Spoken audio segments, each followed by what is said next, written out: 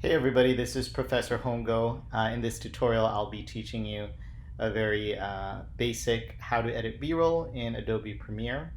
We'll be going over how to set up your project, how to import your video, how to create a sequence, throw clips on a timeline, how to do a quick audio cleanup, and then how to export your video.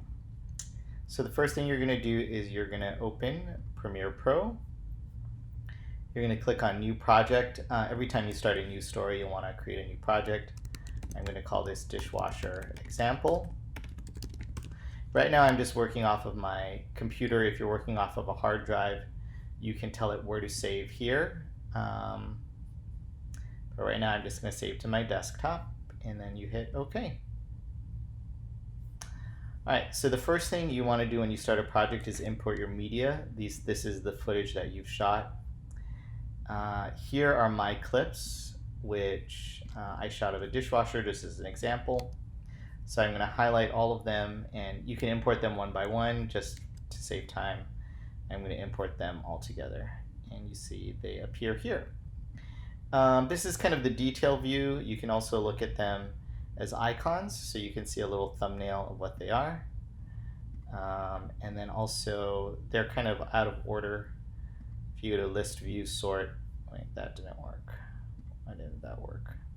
All right, I'm just going to click name, and then it'll sort them by order. Okay.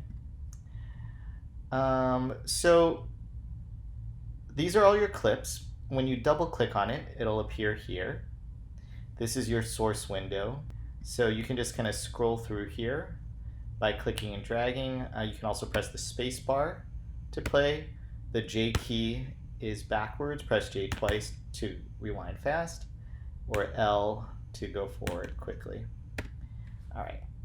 So, when you start your cutting your B-roll, if you have an idea of the story that you're going to be doing, you will kind of have an idea of what images you want to start with. So, since I'm doing a story about dishwashers, I think my first shot is going to be of me opening the dishwasher. So I scroll back and forth, and you find the spot right where you want to start the clip, about there for me. So I press I for in. For B-roll, generally each shot should be about 3 or 4 seconds. You can see your counter here. I'm just going to count it out loud. So 1, 2, 3. I'm going to hold it a little longer so I can get that shot of me pulling it out. And then you click and you drag here to create your sequence. And your sequence here, this is kind of, I know sometimes we use this term sequence for a series of shots, but sequence here just is your timeline, what you're building. Great. I'm sorry, I don't know if I mentioned I hit O for that out point. Okay. Now, if once you get this clip down here and you decide you want more or less of it, all you have to do is hover your cursor over, and you can pull it out to make the clip longer, or you can pull it in to make it shorter. Okay. So I think maybe I'll make it a little longer. Okay. And then you figure what shot you want to come next. This is kind of a medium shot, so maybe I want to go to a nice tight shot after this. Here. Okay. And it's always nice when you have shots that have a little bit of motion in and out in the frame. So I'm going to hit in here again. 1, 2, 3. All right, so that started a little too long before the action in the shot started. So I'm going to redo it. So I'm going to hit in here. 1, 2, 3. Out. Perfect. Okay, and again, I'm going to click and drag. And you want this to go right after that first clip. And you see how that white line appears between the two? That means they're touching, okay? Which is what you want. So this is where you watch how your sequence plays out, the timeline plays out. So I play it, I see that the shots cut together nicely. What you have to be careful of is if you don't line them up and you don't see that line appear, there's a black space here, which means there's no footage there, which means when you play the sequence, you'll have a black frame.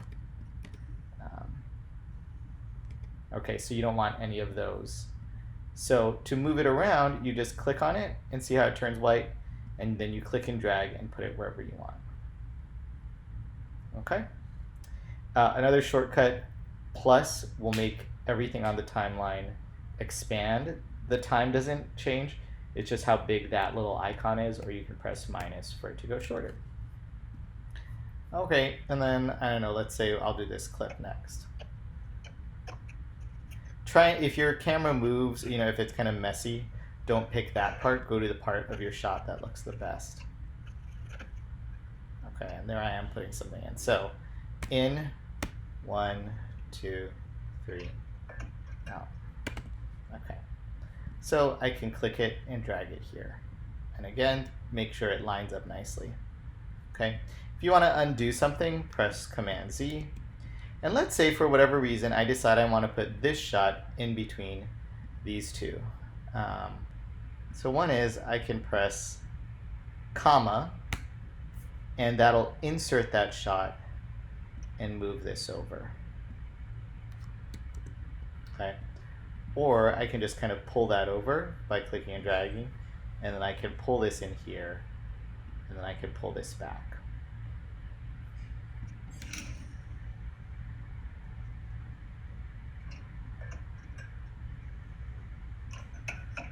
All right, so notice this shot, I think, now that I've cut it, I want that to be a little shorter at the top. So what I'm going to do is, that's where I want the shot to start. See how I hover and that red bracket appears? I'll pull it. Okay, and the other thing you can do is you can lasso clips together. So rather than just moving one at a time, click in this area and drag your cursor, and that highlights two of them at the same time. And then you can pull them together.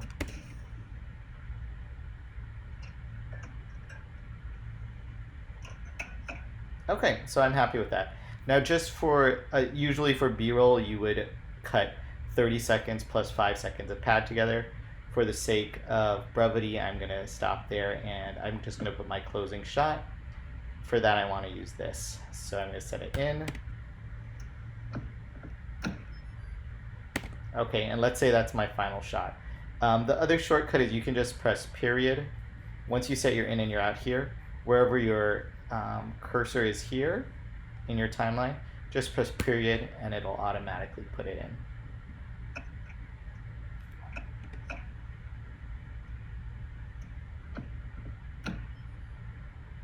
Perfect. Okay, so let's say I'm done now with this.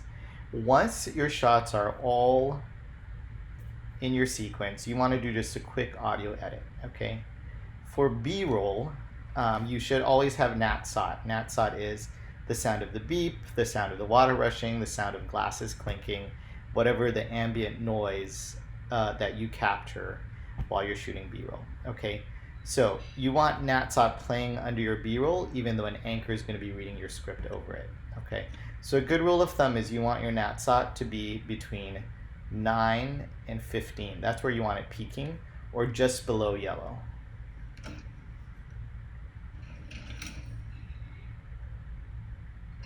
So you see where we have audio, it's kind of peaking right around 18. Sometimes the glasses are clinking up here. So I think that's actually a good length, a good level for it to be at. But let's say I did want, maybe this clip was kind of low. And this is just a rough guide for ambient sound. If you're up in yellow a lot, then definitely bring it down. But let's say I wanted to bring this up. All right, so what I do to see my audio levels is you click on this circle and you can drag it down or up to make it bigger or smaller. This is not changing anything in your timeline. It's just so you can see it better. And if you go drag it up, you make it louder. And if you drag it down, you make it softer. Okay, so I think about the level that we had it at was good. All right. So all of this is at the proper level that we want. Actually, this one's going to be a little loud. So let's say I'm just going to pull that down a little bit so that, there we go. Okay? So now the other thing is sometimes when you change from shot to shot, the audio can pop. It can be a little jarring if you're going from one audio to another. And so we don't really need it here, but I want you guys to get practice doing it. You're going to put an audio fade in between your clips. Okay? So you see you're here, you're going to go into effects, and you're going to go into audio effects. I'm sorry, you're going to go into audio transitions, crossfade. I usually use constant gain. You can use constant power as well. But click on this little square and drag it to where these meet. And what that does, it does a crossfade so that your audio is nice and smooth, that there's no pop in between the two. Okay.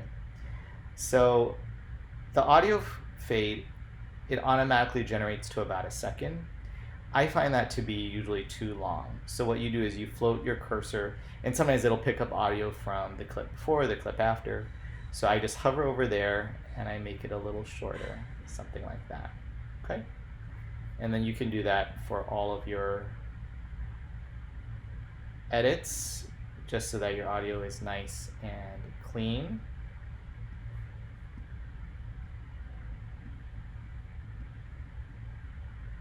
Okay, and that's done. All right, so let's work on rendering and exporting. Okay, so what I'm going to do is I'm going to set an in. You see how this line here is yellow? You want that to be green. There are certain effects that before you export this to a video file that can stand on its own, like a QuickTime or an MP4, there's sometimes like video or audio effects that your computer needs to render before it can be exported. So I'm going to set an in at the very top of my first clip and an out at the very end of my last clip. So I and O for in and out. Make sure all of your audio and video tracks have this blue box highlighted. That means they're engaged at the moment. Okay, so I hit my in and out. I'm also going to highlight it, just lasso and highlight it, and go to sequence and go to render into out.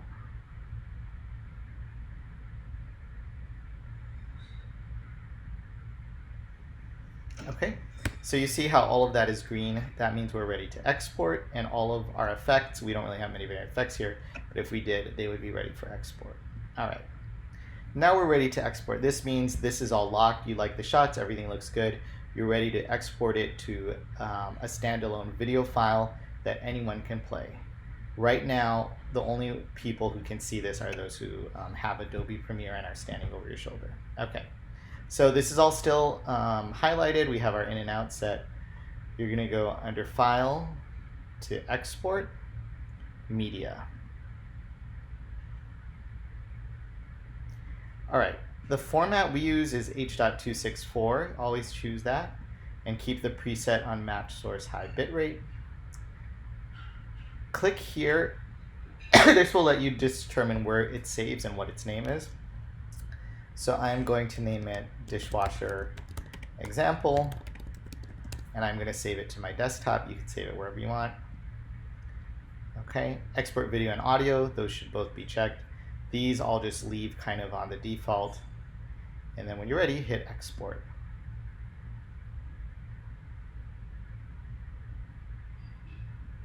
Okay, so now on my desktop, I should be able to see a file called Dishwasher Example. It's an MP4. And when I double click on that, that's a file that I can upload to YouTube or that I can send to anyone. And it has my edited B-roll together. Okay, there is also a cheat sheet that is very helpful for you guys that I will link to on our iLearn page. Otherwise, please let me know if you have any questions. All right, thanks. Bye-bye.